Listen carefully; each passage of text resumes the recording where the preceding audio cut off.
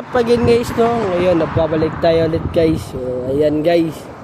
Nandito tayo sa bus stop para magantay ng bus. Papuntang superstore kasi bibili muna ako ng tubig guys, no? So, 24 lang yung bibilihin ko guys. So, nagdala ako ng eco bag dito guys para hindi masyado mabigat guys. So, balance.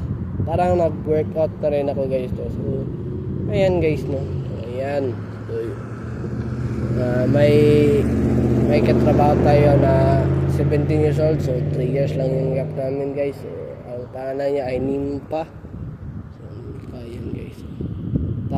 Ang tao sa kanya iba, Bonita.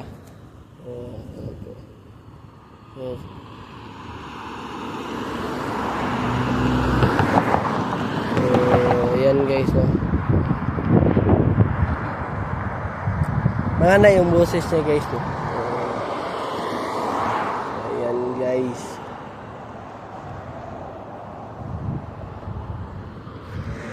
ayan naman, bibilag tayo sa init guys, no? So ayan, babalik natin yung katawan ng gulay natin, no? So naputi naman talaga ako guys, kaso lang guys, ayaw ko naputi guys kasi gusto ko na ito guys.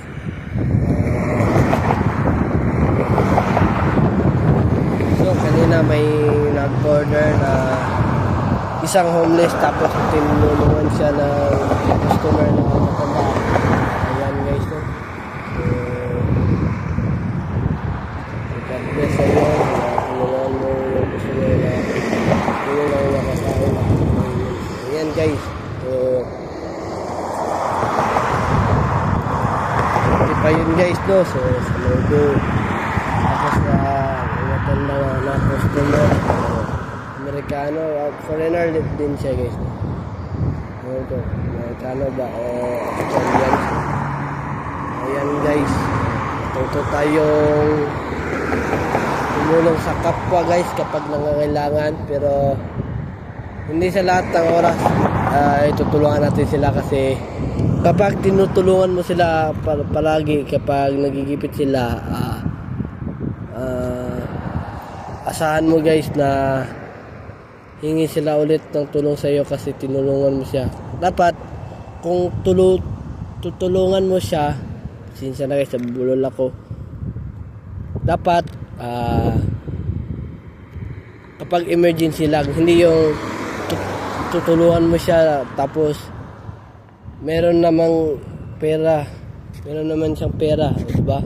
Hindi yun mga dapat yung walang-wala na talaga siya guys kasi hindi mo alam, may pera siya kaso lang hindi lang niya gusto gastusin. So ayan guys, so kung tutulong tayo sa kapwa natin guys, hindi palagi guys kasi paano naman kung tayo ang nangailangan, no? Diba? Dapat matuto rin tayo magtipid guys. Ako guys, matutipid ako guys kasi gusto ko talaga pumunta ng Pilipinas guys kasi doon ako gala. Piso naman doon mura naman doon na gala kayo. Hindi kagaya dito sa Canada. May mura nga guys, kaso lang $15.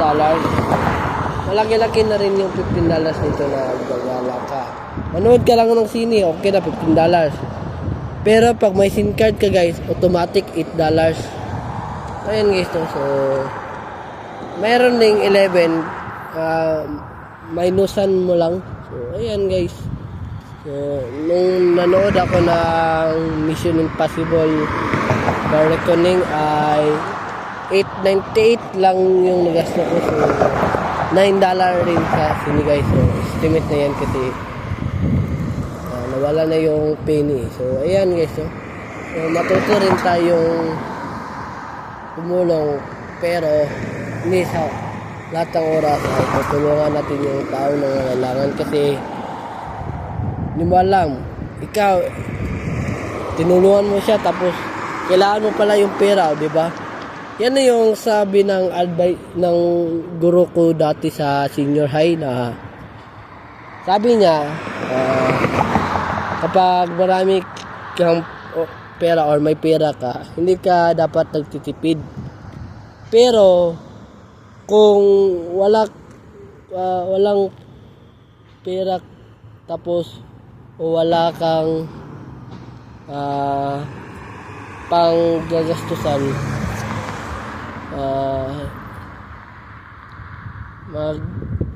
mag-ipon ka. So ayan guys, no? So yan yung sinabi ng guro ko. Dapat pag kunti lang yung pera mo, magtipid ka talaga. Pero pag marami yung pera mo, maggastos ka, no? So ayan guys, no? So naalala ko pala yung yung guro ko na si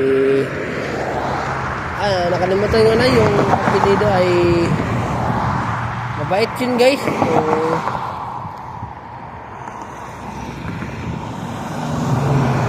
nakalimutan ko na guys. So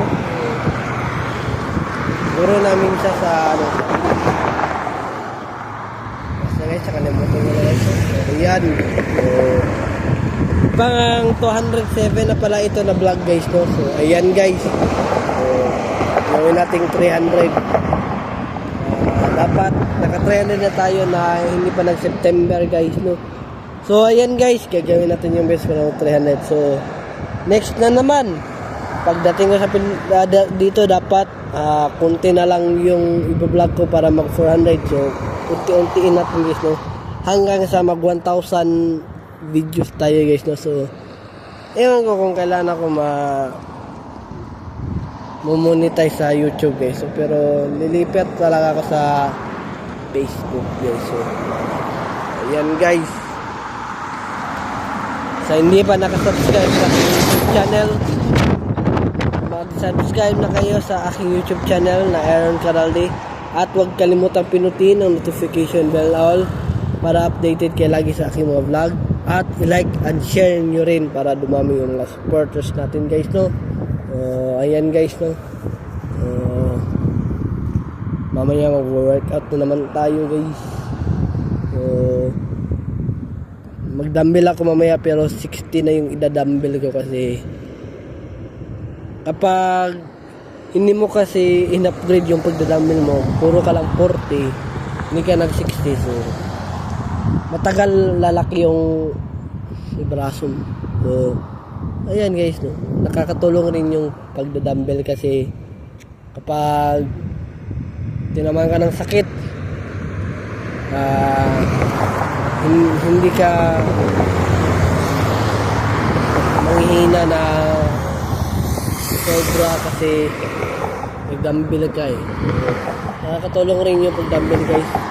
Ayan guys, yung sports car yun guys. Ewan ko to, sports car ba yun? So, dapat guys ay galawin natin mag-workout araw-araw para may lakas tayo guys, no? So ayan naman na ngayon guys. Dito mo naman tatapos yung vlog guys. Have a wonderful day and have a nice day. Keep safe and I will see you for my next vlog. Peace out. Gotcha.